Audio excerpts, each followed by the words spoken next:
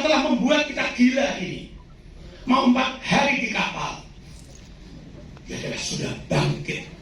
Kira-kira bagaimana cara Anda meyakinkan? Kan siap jadi saksi. Bagaimana Pak kira-kira? Ya, saya juga nggak lihat di Jadi Anda nggak bisa bersaksi ya? Beta senglia le. Belum berani. Beta senglia. Oke, siap jadi saksi. Siap. Gimana jadi saksinya? Nggak lihat. Kehidupan saya yang Tepuk tangan. Dari hidup kita. Ya, lalu hidup kita yang bagaimana? Bagaimana agar kita dapat mewartakan kabar sukacita Injil? Waktu itu seluruh umat di Yerusalem juga tidak tahu, tidak lihat kebangkitan, betul? Tetapi melihat sukacita Injil. Karena kebangkitan selalu membuat orang sukacita, betul? Betul ya? Saya tanya di sini sekarang. Siapa ibu-ibu dan bapak-bapak yang mengalami masalah rambut rontok? Angkat tangan. Rambut rontok. Oh, rambut merah juga bisa rontok. Oke ya. Kabar gembira untuk Anda yang rambut rontok.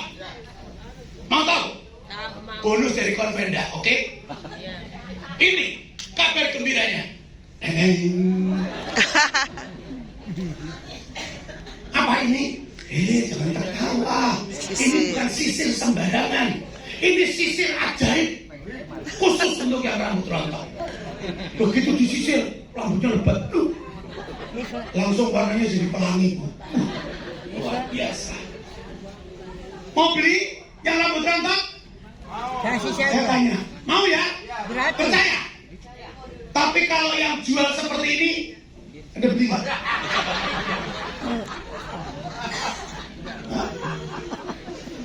Kenapa Bu? Lu tadi katanya rambutnya rontok, mau beli. Kalau yang jual seperti itu kok nggak beli, kenapa? Tidak jadi. Tidak meyakinkan. dia saja Tidak Tapi yakin. rontok seumur hidup ya Pak? Kenapa nggak beli Pak? Karena dia sendiri rontok rambutnya. Oh iya, Bapak Ibu, apa yang mau saya katakan? Apa yang mau saya katakan?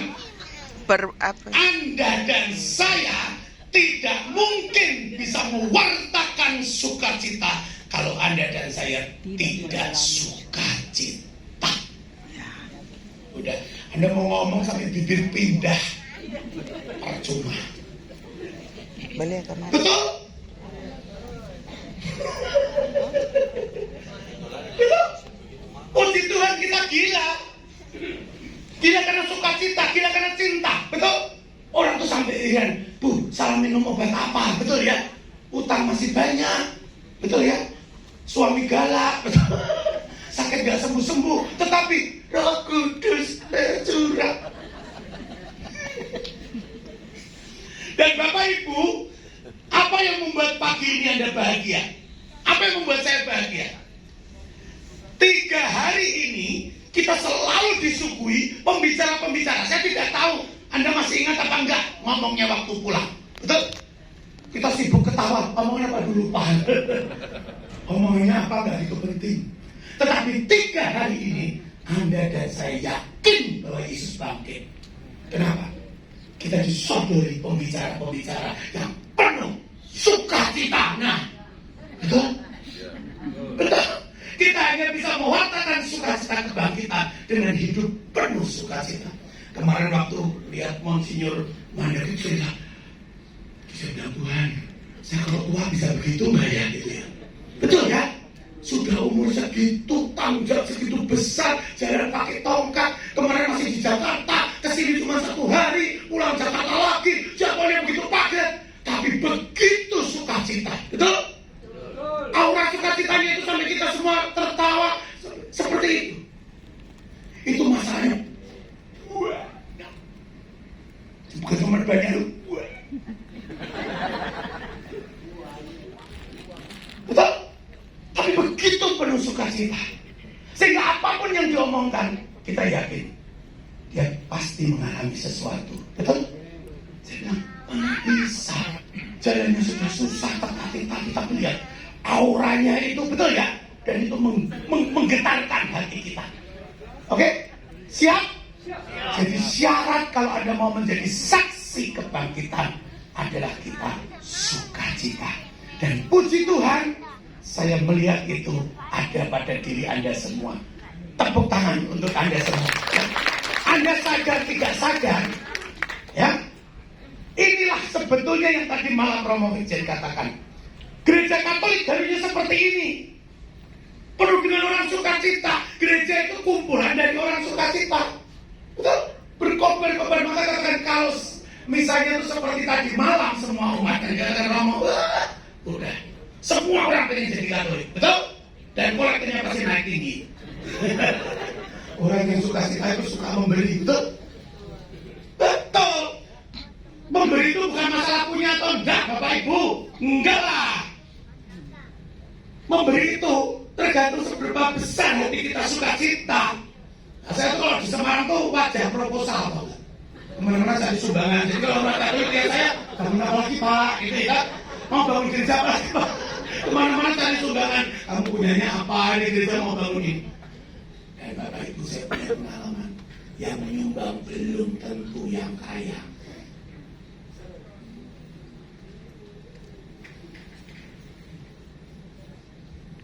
Yang kaya ngasih. Cuma ya kadang yang minta teman sungkan baik senggi, betul ya? Ya udahlah kasih. Tapi saya sering melihat ibu-ibu sederhana. Saya pernah diberi sumbangan untuk Wisma Uskup itu saya menangis. Dia pakai gerak pensiunan guru, bawa duit waktu kami menggalang pencarian dana untuk pembangunan Wisma Uskup. Wah, semua ada yang kasih cek 200 juta, 300. Oke lah, uangnya 200 miliar kok, betul ya? Kita bersukacita, kita terima kasih. Tapi datang ibu-ibu kasih uang 1 juta, dikasih amplop rapi sekali. 1 juta itu untuk kami tidak terlalu besar. Tapi untuk ibu yang pensiunan guru ini, itu mungkin makannya 1 bulan dia persembahkan. Wah, itu benar-benar. Saya sampai mau nolak, maksudnya terus salah, bukan kita nggak mau ya, tapi kan kamu sendiri butuh. Tapi dia mau persembahkan dengan sukacita, wajahnya berbinar-binar.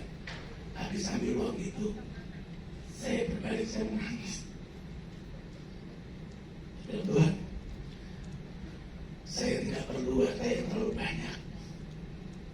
Saya mau hati yang seperti ini. Perlu sukacita, perlu syukur. Ya, itu. Jadi kita hanya bisa kalau kita sukacita. Ya makanya perlu gila itu tadi. Betul ya? Gila karena sukacita, gila karena cinta. Ya. Nah, Bapak Ibu, ternyata yang gila tidak hanya Anda dan saya. Sejak awal mula gereja adalah komunitas orang-orang yang penuh sukacita.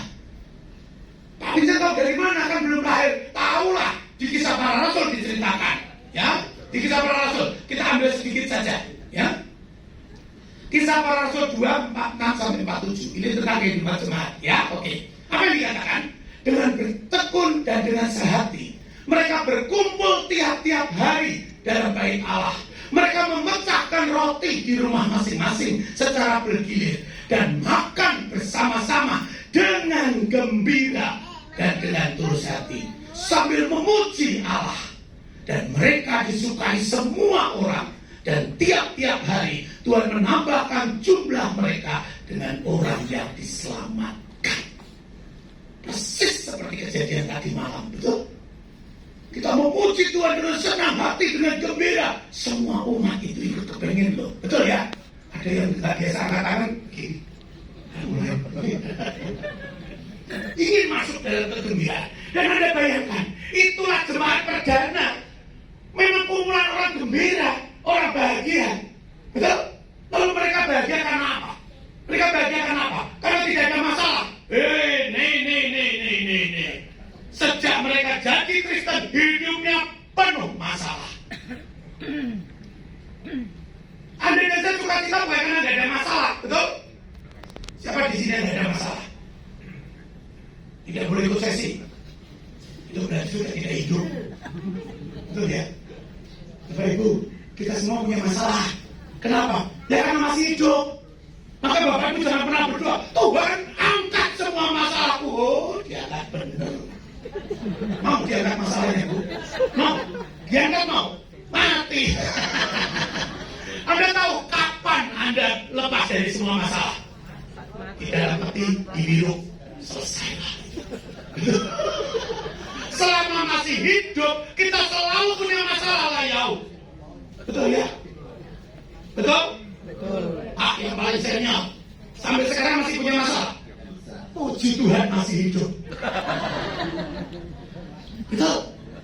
Anak-anak bilang, nanti kalau saya sudah besar gak ada masalah. Siapa ngomong, betul ya?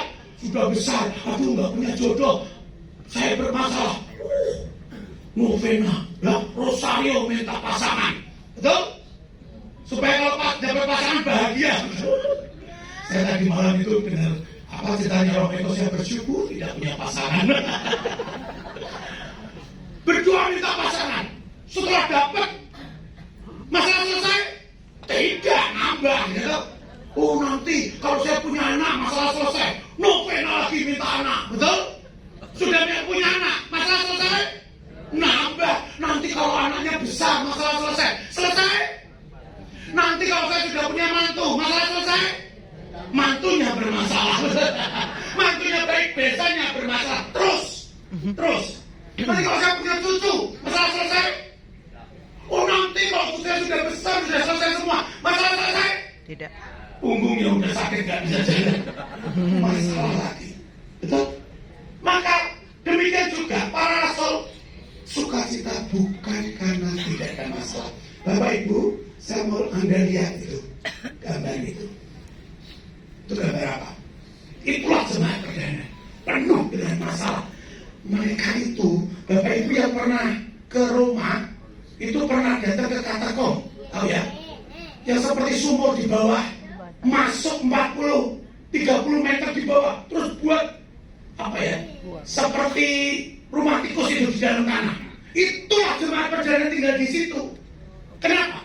Dia takut karena keluar sedikit dibunuh kalau ketahuan dia Kristen. Betul? Hidup di situ penuh masalah.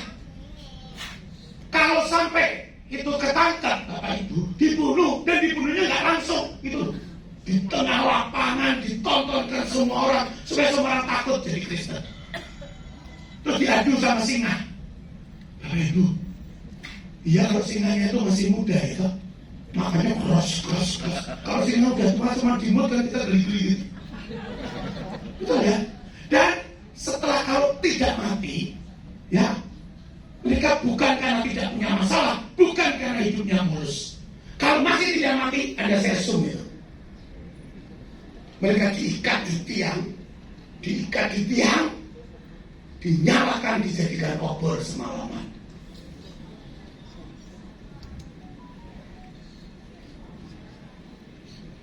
Banyak masalah mereka. Betul? Kalau saya hidup zaman itu, dijadikan obor, matinya paling lama, betul ya? Ini minyaknya banyak jadi kayak babi guling.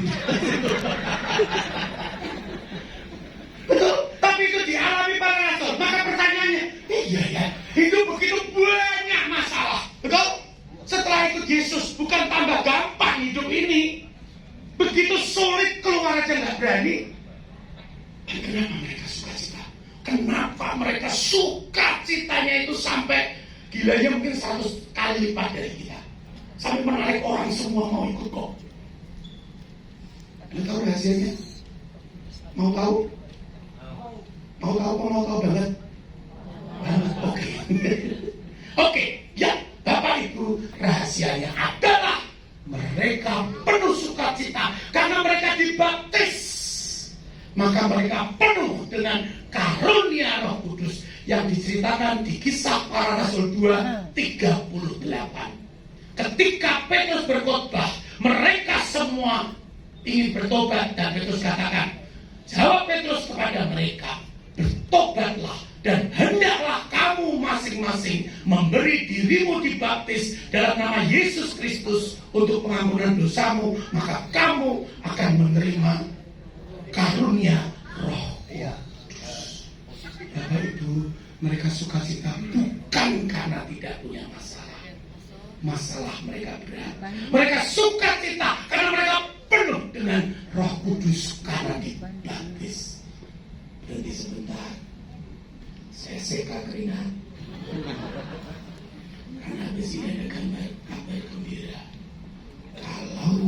bersukacita bukan karena tidak ada masalah, tetapi karena dibaptis. Berarti Anda dan saya pun seharusnya sukacita dalam segala masalah, karena kita juga dibaptis mendapat Roh Kudus yang sama persis, bukan yang kali-kali, seperti mereka.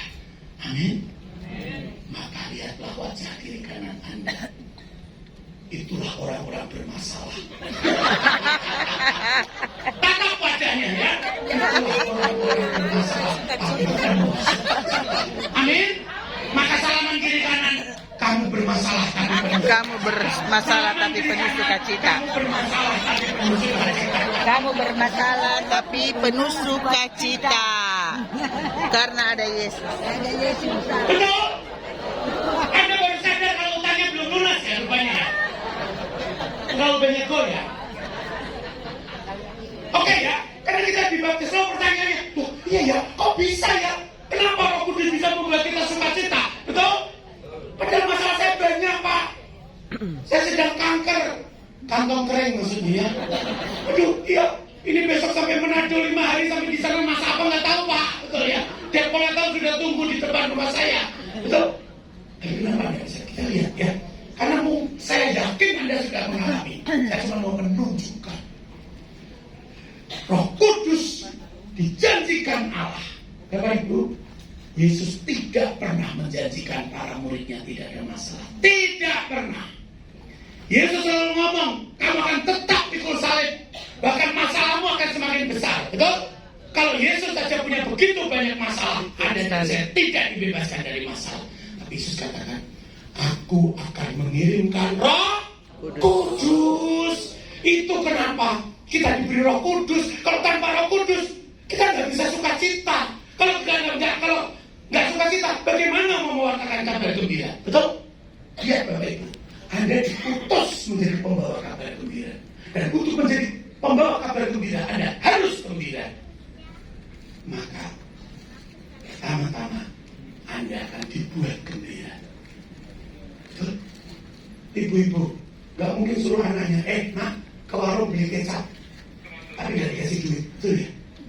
Kalau Anda diutus, nak katakan kabar gembira, Anda pasti diberi kegembiraan, diberi sukacita. Apa itu? Roh Kudus. Maka dalam kitab suci Yesus waktu mau wafat dalam perjamuan terakhir, Yohanes 14, 15, 16, 17 itu kan perjalanan Yesus ketika dia mau wafat ya. Yesus katakan, kamu akan kuberi Roh penolong, Roh penghibur. Betul?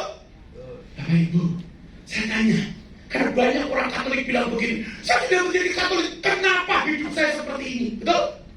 Kenapa perusahaan saya bangkrut padahal saya donatur gereja? Kenapa saya sakit begini? Saya kan ketua BPK. Betul ya? Saya kan ketua PD, saya kan aktivis. Kenapa dikasih sakit seperti ini? Bapak Ibu, sepertinya kalau cetakan kitab suci saya dengan Anda dan saya masih sama. Ya kalau nggak ada salah cetak, kalau nggak ada salah cetak ya. Kalau nggak salah, tidak pernah tuh satu kalimat pun Yesus bilang, kamu ikut aku, kamu tidak akan punya masalah. Yesus tidak menjanjikan kita tidak punya masalah, tetapi Yesus menjanjikan apa? Penolong, penghibur. Bapak Ibu, Anda sadar nggak? Kalau Yesus sudah menjanjikan penolong, berarti Yesus tahu suatu saat kamu ada dalam kesulitan. Betul? Kalau hidup kita nyaman-nyaman, buat apa Yesus kasih penolong? Betul? Lalu kalau Yesus jadikan penghibur, Yesus tahu suatu saat engkau akan sedih, suatu saat engkau akan putus asa, suatu saat engkau akan ditinggal orang-orang yang engkau cintai, suatu saat engkau akan mengalami kegagalan, engkau akan bersedih. Aku kirim penghibur. Oke? Lalu bagaimana Pak? Bagaimana Roh Kudus itu menolong dan menghibur saya? Kok kayaknya gak datang Roh Kudusnya? Utang saya itu gak pernah lunas. Ada terus sakit saya Pak. Aduh Pak, saya sakit itu sudah Nova Pak, Rosario Pak. Ini habis 5 sudah putus semua itu. Nggak malah sembuh, malah semakin parah. Roh Kudusnya nggak datang-datang. Aduh Pak, gimana saya sampai stres begini? Roh Kudus nggak menghibur saya. Roh Kudus sudah datang lalu ganting. Bagaimana Roh Kudus menghibur Anda dan saya? Bapak Ibu, saya sitir dari Yohanes 14:26. Tetapi Roh penghibur, yaitu Roh Kudus yang akan diutus oleh Bapa dalam namaku, Dialah yang akan mengajarkan sesuatu kepadamu dan akan mengingatkan kamu akan semua yang telah kukatakan kepadamu. Amin. Bapak Ibu, menurut saya ini orang yang bersemangat apa yang loyo? Semangat apa loyo? Semangat. Kalau yang bilang loyo katarak. Betul ya? Bersemangat ya?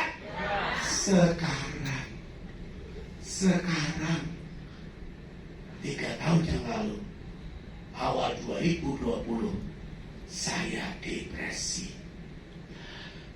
Astagfirullah, depresi. Bisa bayangkan Vincent depresi. Bukan cuma COVID.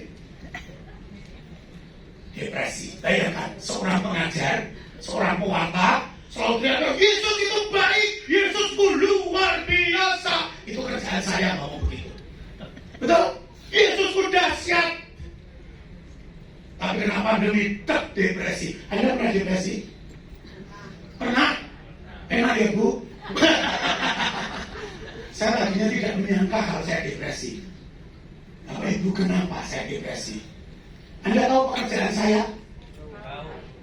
Tailor, penjahit Bu, penjahit. Ya, penjahit baju pria, ya, tailor. Oke. Penjahit baju pria, tailor. Kalau zaman sekarang, yang ke tailor yang buat baju itu apa? Calon pengantin, betul ya?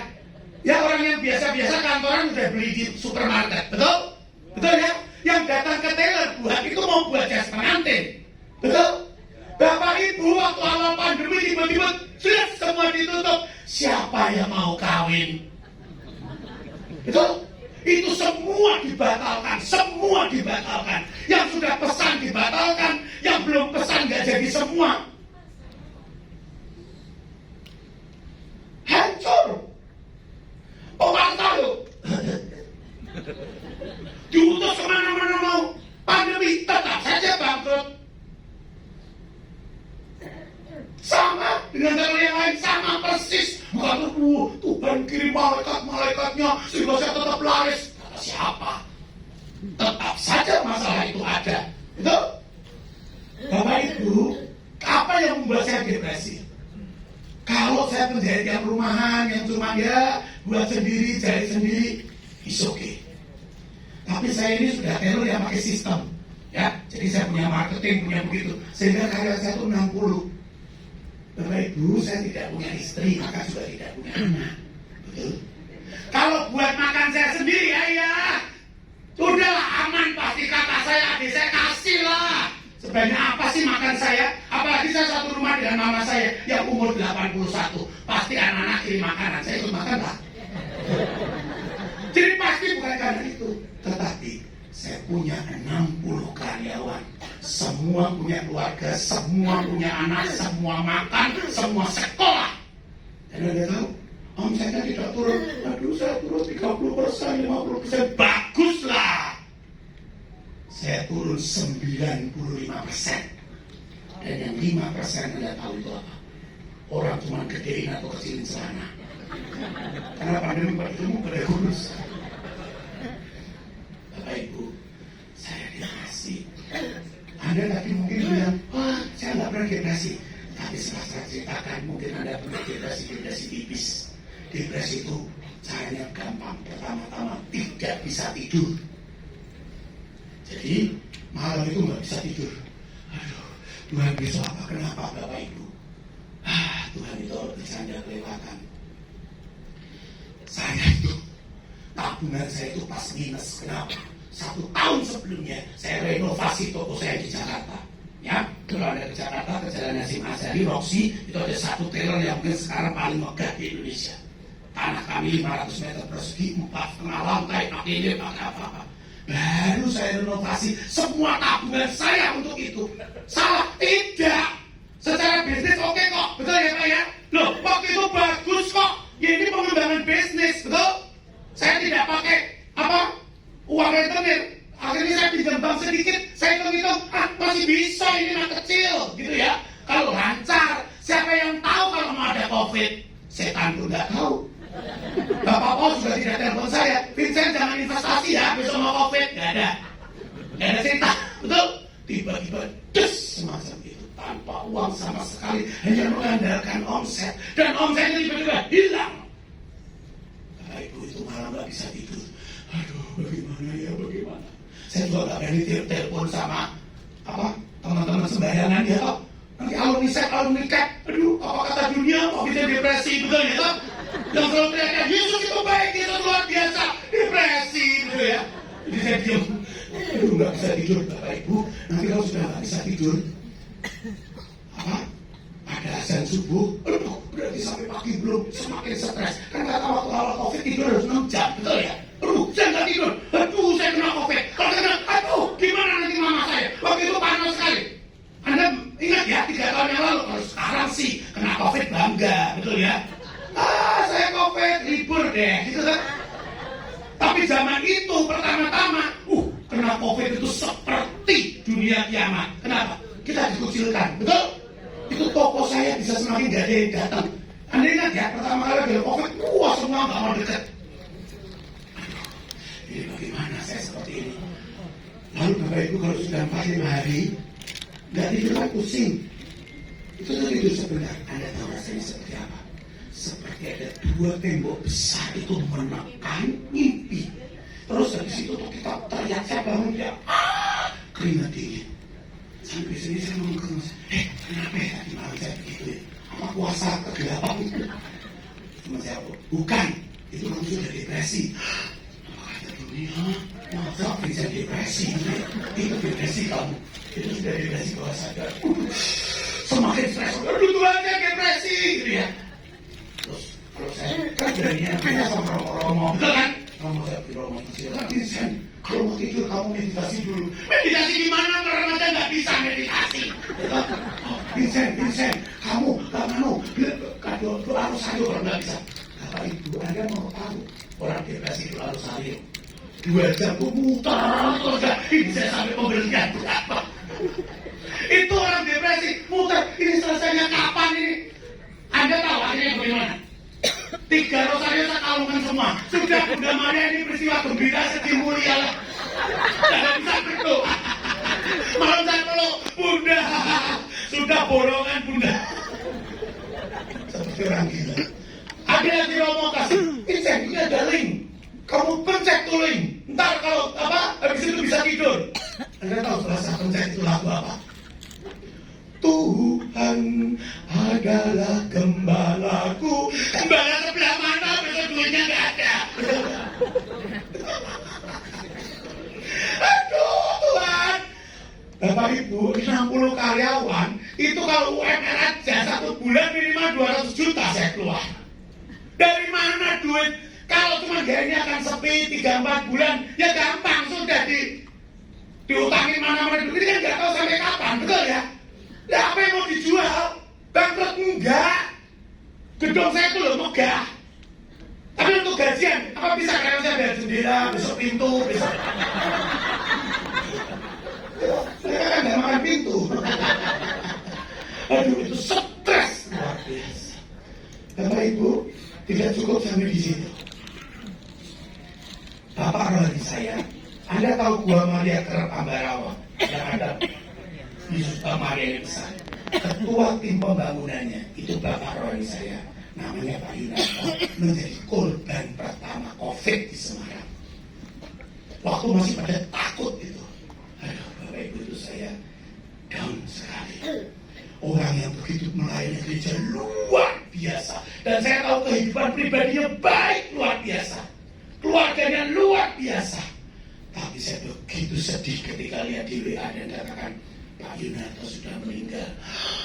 Dan tadi pagi jam 3 dini hari sudah diperabukan. Jadi bukan jam 3 pagi itu kan waktunya setan-setan keluar, betul ya? Loh, ke krematorium, aduh itu saya sedih sekali. Bapak Ibu, saya tahu semua orang mati, betul? Kita juga pasti mati semua, toh? Pasti, toh? Pastilah. Cuman mati nggak kayak begini, betul ya? Ya kalau sekali Bapak Yunarto, ketua pembangunan yang mati itu ya, yang layak banyak, betul ya? Yang misalnya itu yang Bapak Uskup kan begitu. Ini mati, masuk plastik kuning. Besoknya di-share gambarnya. Aduh, saya sedih sekali. Jam 3 pagi di kremasi itu sendirian, pakai plastik kuning. Waktu itu pertama, di peti pun belum ya. Waktu pemerintah masih takut ini diapain. Cuma pakai plastik kuning, diangkat orang 6 itu dengan hotspot yang sangat rapat. Beda 50 meter, istrinya bawa salib sendirian. Anak cucu nggak ada yang nemenin, sendirian dengan satu romo. Tuhan, kenapa orang yang sebaik ini harus mati dengan cara begitu? Aduh, kalau dia begitu, saya juga bisa begitu. Betul? Masuk plastik kuning. Wah, itu saya down. Bapak Ibu, kesedihan itu tidak berhenti. Saya ingat sekali, Kamis Putih tahun 2020, Kamis Putih 2020, tidak akan pernah lupa sampai sekarang. Saya di rumah sudah kebingungan. Di lockdown itu kebingungan sekali ya. Waktu itu Anda ingat ya awal-awal. Kamis Putih 2020, pertama kali kita pekan suci lewat streaming. Ingat? Itu sedih sekali. Maka saya bilang, aduh Tuhan kok begini ya? Maka mama saya yang 80 tahun itu kan sebelumnya tata altar. Betul ya? Di katedral bagian akhir-akhir bunga. Tahu Bapak Ibu, saya beranikan diri ke pasar bunga, saya beli bunga mawar yang bagus-bagus. Saya bilang, nah itu ruang doa kita mah atur seperti katedral. Gitu ya. Kita mau misah dengan hiasan yang bagus. Maksud saya itu supaya kita gembira gitu ya. Tapi di tengah cuma TV kecil. Wah, seharian saya rangkai bunga sama mama. Wah, kita sulap ruang doa itu bagus. Udah, saya siapkan 2 kursi. Saya sama mama saya lihat TV. Wah, kita mau misah Kamis Putih. Bisa selesai. Saya masih bilang sama Mama, Mama, gak ada kuburan ya? Gak ada, surganya tutup. Udah. Saya naik, Bapak Ibu, jam 2 dini hari, Yesus betul-betul ngajak saya tukuran. Tiba-tiba, badan saya menggigil. Sudah pakai selimut, pakai apa-apa, tetap kedinginan. Dan ketika saya periksa termometer, 39, mampus. Giliran saya masuk plastik ini. Betul? Tuhan, saya tahu semua orang mati. Tapi kan saya gila-gila begini kan desainer ya toh. Tukang buat jas, masa mati plastik kuning, betul ya? Saya pengen pakai jas, bawa kitab suci, bawa rosario, Bapak Ibu datang kasih angpau, betul ya? Lumayan kan? Saya pakai plastik kuning dan seperti lemper raksasa, betul ya? Aduh Tuhan, sekarang saya bisa ketawa, waktu itu nangis. Bapak Ibu, lihat apa yang membuat saya stres banget. Tuhan, saya nyesel sekali. Bapak Ibu itu baru saya benar COVID. Berarti tadi waktu misa saya sudah bawa virus. Berarti, aduh Tuhan, kenapa tadi saya beli kembang? Kenapa saya minta mama saya rangkai kembang itu? Seharian saya bersama dia. Saya duduk misal, Tuhan, kalau saya sampai besok masuk ruang isolasi seperti Pak Yud mati, sudahlah, nggak punya anak, nggak punya istri, warisan juga lagi minus, betul ya? Udahlah, nggak ada yang rebutan, betul ya? Udahlah, mau dibakar jam 2, jam 3, terserah, betul ya? Tapi kalau sampai mama saya tertular dan masuk ruang isolasi karena saya, seumur hidup saya tidak akan bisa mengampuni diri saya sendiri. Betul? Bapak Ibu, saya ketakutan setengah mati. Anda tahu apa yang saya lakukan jam 3 pagi? Saya tidak berani buka suara untuk nangis, ini air mata turun terus. Karena saya tidak berani berisik, saya turun dari kamar saya. Mama saya kamarnya di bawah. Kenapa saya tidak berani buka suara? Kalau mama saya sampai bangun bilang kenapa? Terus saya bilang sakit. Dia akan stres. Waktu itu orang nggak boleh stres, betul? Jadi Bapak Ibu, saya ambil air, ambil karbol. Saya apel seluruh rumah. Aduh, tapi virusnya dari mana ya? Sampai nangis. Aduh, dari mana? Terus saya masuk ke kamar doa. Kursinya saya semprot alkohol. Aduh, sambil nangis. Altar semua saya semprot. Saya membayangkan mama saya di ruang isolasi. Sudah saya naik, saya ambil piring, ambil sendok, ambil sabun sholat. Kenapa? Sudah saya siap isolasi di kamar besok. Ya, saya sudah pikir besok saya makan di kamar, pembantu saya masukin makanan di plastik itu ya, terus ditaruh di depan pintu, terus dia lari dulu. Saya kasih makan anjing lah kira-kira sama begitu ya. Loh, saya kan juga harus jaga pembantu saya, dia kan rawat mama, betul ya? Aduh Tuhan, ya sudah saya siap. Sama saya nggak bisa tidur. Saya nggak ada diganggu siapapun, cuma nangis. Sudah itu bayangan bangkrut, lupa. Aduh, besok pasti kuning. Sekarang kita bisa ketawa ya. Lalu apa bapak? Jadi, saya nggak berani apa-apa. Pagi jam 7 saya cuma bilang kakak saya di Jogja, karena dia dokter. Cik, kayaknya saya kena nih, gini. Oh ya, sudah di rumah saja. Dikirim apa? Tensi, saturasi apa ya itu? Obat itu sampai 1 peti. Udah gini, kamu di rumah ya gini. Saya mau ke rumah sakit swab. Jangan. Waktu itu nggak boleh kan? Nanti malah ketularan. Jangan. Loh, terus saya kapan ke rumah sakitnya? Kalau dia nggak bisa bernapas, wah mati dong saya. Aduh, nanti kalau nggak bisa bernapas kamu baru berangkat. Aduh, gimana?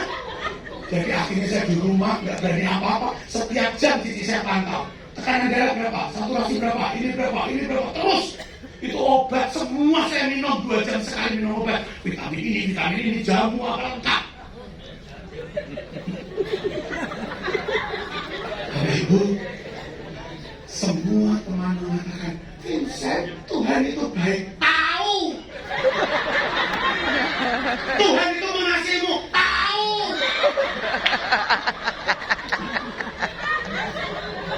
Saya ini pembicara SHGR. Cinta kasih Allah apa? Betul? Saya bisa kasih sesi itu sambil tidur. Tahu, tapi besok gak ada duitnya. Ini panas. Patah, Bapak Ibu. Saya dikasih. Sudah sebaiknya ada bisa waktu. Puji Tuhan. Kita punya Roh Kudus. Roh penghibur. Manusia tidak bisa menghibur saya. Bapak Ibu kalau ada yang menemani orang depresi, jangan terlalu banyak kasih nasihat. Itu membuat muak, betul ya? Tuhan itu baik kamu, bukan buat saya, betul ya? Jadi kalau orang depresi tidak usah dikasih banyak nasihat, didengarkan, kasih banyak makanan, betul ya? Kasih hiburan, suruh nonton drakor yang banyak. Jangan dikasih. Kabur bertobat, makanya orang beriman semakin depresi lagi. Gak bisa, semua teman saya menghibur saya, semua. Tahu Tuhan baik, saya tahu. Tuhan menyelenggarakan tahu. Tapi besok 60 orang gak makan. Bapak Ibu, puji Tuhan. Puji Tuhan. Roh Kudus luar biasa. Roh Kudus menghibur saya, menyembuhkan saya cuma dalam hitungan menit. Saya ingat sekali minggu kerahiman ilahi. Saya ingat sekali 1 minggu setelah saya isolasi di rumah. Kalau pagi cici saya bilang, ayo bangun, berjemur, gitu ya. Saya disuruh berjemur. Maka saya cuma berjemur dari jendela kamar, ya. Selamat pagi, Monsinyur. Aduh, ini saya bicarain sedikit ada emosi. Ya, baik. Ya. Jadi saya cuma berjemur di kamar, Bapak Ibu. Saya buka jendela. Untung jendela saya itu menghadap ke timur, ya. Panasnya keras sekali. Wah, kalau saya berjemur itu harus buat foto. Lapor ke cici saya. Ya, dia takut kalau saya tidur. Ya. Ini loh, sudah berjemur loh. Ini semua merah. Kan? Saya berjemur. Waktu berjemur, menikmati sinar matahari, menikmati angin sepoi-sepoi. Tiba-tiba air mata ini turun tidak bisa berhenti. Kenapa? Tiba-tiba seperti dalam hati saya Yesus berbisik, Vincent, kamu masih hidup toh? Vincent bilang, iya Tuhan, iya saya masih hidup. Lalu tiba-tiba itu seperti diputarkan film. Vincent, kalau kamu masih hidup, bukan karena kamu mengajar, bukan karena kamu melayani aku. Pak Yunarto pelayanan jauh lebih banyak, lebih indah. Romo Andreas, Romo sekretaris keuskupan kami juga menjadi korban. Dia telah mempersembahkan hidupnya untukku. Tapi kalau sudah waktunya tetap aku panggil, meninggal karena COVID. Romo Mariono, Romo pendamping SEP keuskupan Agung Semarang, meninggal karena COVID. Vincent, mereka jauh lebih banyak pelayanan daripada kamu. Tapi kalau waktunya tetap aku panggil. Vincent, kalau kamu masih hidup, masih bisa bernapas, itu karena aku mengendaki engkau masih hidup. Hidup adalah anugerah. Saya nangis. Ya Tuhan, masih hidup ya. Ya, hidup adalah anugerah. Tuhan itu mau lagi ya. Yang bukan mau dibeli dalam hati. Vincent, kalau kamu punya kucing masih hidup, kamu kasih makan gak? Ya dikasih kok Tuhan. Kucing aja kamu kasih makan, apalagi kamu gendut seperti ini. Pasti aku kasih makan. Bapak Ibu tiba-tiba firman tentang kekhawatiran, betul ya? Aku mau melihara kamu kehidupan itu tiba-tiba hidup sekali seperti iya Tuhan, itu sudah saya bawakan berkali-kali, saya baca ribuan kali, tapi baru siang itu seperti terbuka. Iya Tuhan, ini loh. Wah, saya menangis, saya bilang, bersyukur Tuhan, bersyukur, terima kasih. Dan kalau Tuhan bisikan, Vincent, yang membuat kamu depresi bukan COVID. Yang membuat kamu depresi adalah kesombonganmu sendiri. Kamu mau jadi Allah atas dirimu sendiri. Kamu depresi karena bagaimana mau hidup karyawan saya 3 bulan lagi, 6 bulan lagi. Kejauhan. Bagaimana kamu mau jadi Allah menghidupi karyawan? Kamu bernapas saja tergantung aku kok. Kamu besok masih hidup apa enggak, itu hanya tergantung belas kasihku. Lah kamu mau jadi Allah menghidupi karyawanmu. Vincent, besok kamu mati, karyawanmu hidup terus. Mungkin lebih kaya, tapi yang menghidupi mereka bukan kamu. Wah, saya nangis. Saya minta ampun. Tuhan, ampuni kesombongan saya. Ampuni kesombongan saya. Napas ini pun dari engkau. Ampuni, saya nangis. Nggak berhenti. Waktu di situ membukakan firman. Diingatkan. Vincent, kalau aku masih memberi hidup, aku masih memelihara kamu. Dan bila aku masih memberi hidup dan memelihara kamu, berarti masih ada tugas yang harus kamu lakukan. Iya Tuhan, iya betul. Langsung, ayo, oke, saya loncat. Haleluya, puji Tuhan, haleluya. Itu pembantu, kenapa, sudah pokoknya Tuhan luar biasa. Terus saya berpikir, Tuhan, apa yang bisa saya lakukan mumpung saya masih hidup? Betul ya? Mumpung masih hidup apa ya? Aduh Tuhan, saya bukan dokter, nggak bisa cari vaksin. Saya bukan perawat, nggak bisa itu piara-piara orang sakit. Iya, tapi kamu penjahit. Oh ya, saya penjahit, bagaimana? Langsung saya telepon itu sahabat saya, anak Avantia. Kamu buat APD? Ya, ayo aku dikasih sini pola. Ayo, dari kamar Bapak Ibu, saya telepon sana, telepon sini. Wah, pokoknya sibuk. Ayo, buat jahit ini. Sudah, besok mau bangkrut, mau nggak urusan Tuhan, betul ya? Pokoknya mumpung masih hidup, kita masih punya tugas.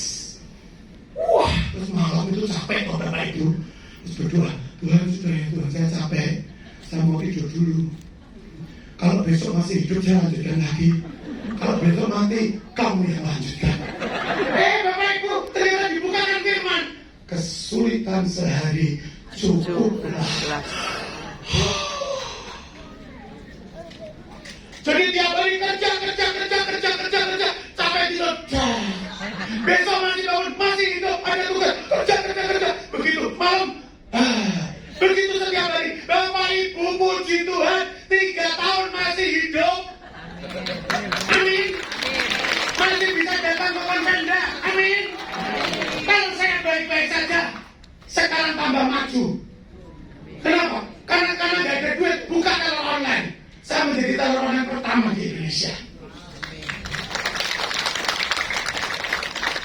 hidup. Amin. Maka salaman kiri kanan. Puji Tuhan masih hidup. Betul? Betul. Puji Tuhan masih hidup. Oke, karena waktu kita terus ya. Puji Tuhan masih hidup. Betul?